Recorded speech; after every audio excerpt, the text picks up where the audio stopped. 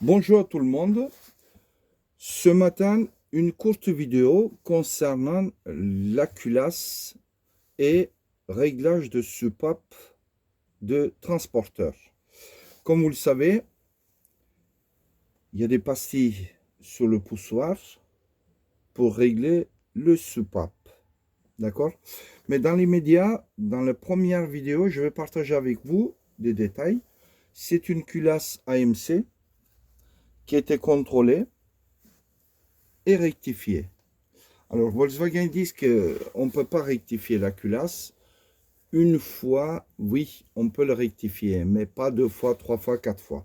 Alors, le choix de cette culasse, c'est une culasse qui était en très bon état. Vous voyez, il n'y a pas de fissure entre le soupape et la culasse avait servi très peu. Après avoir vérifié les portées des injecteurs, je veux dire les fixations des injecteurs, et l'emplacement de bougies de préchauffage et l'état de culasse. Alors c'est une culasse très propre, c'est pour ça que j'ai décidé de le remonter. Voilà. Alors les soupapes ont été rodées, contrôlées. J'ai mis le poussoir. Un détail concernant le poussoir qui est très important. Quand vous placez les poussoirs, avec de l'huile, bien entendu, il faut que ça tourne librement. D'accord? Ça tourne à la main. Si ça ne tourne pas à la main, donc il y a un problème. Vous voyez? Approche, Salim. Ce matin, j'ai mon stagiaire, Salim, fidèle au poste. Rigole pas, on n'est pas là pour rigoler là. Voilà, donc vous voyez, tout est contrôlé. Il faut que ça tourne librement, les poussoirs. Ça, c'est très, très, très important.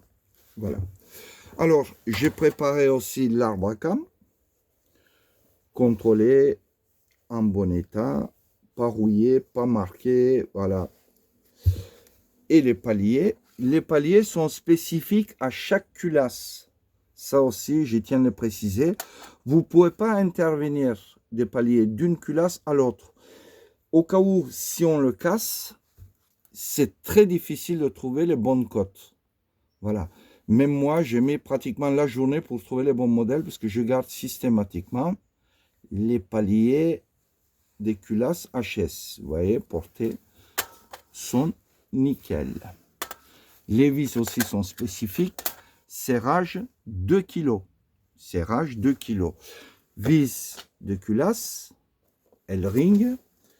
Et puis, on va passer l'autre étape. Alors, j'ai sorti aussi un bloc qui n'a rien à voir avec cette culasse. C'est un bloc de Golf 1. Et je vais me servir comme support pour régler mes soupapes. D'accord? Je précise aussi, Golf 1, certaines générations, et Golf 2 ont 2 trous d'évacuation d'huile. Alors que sur le transporteur, il n'y en a pas. Ok? C'est bon.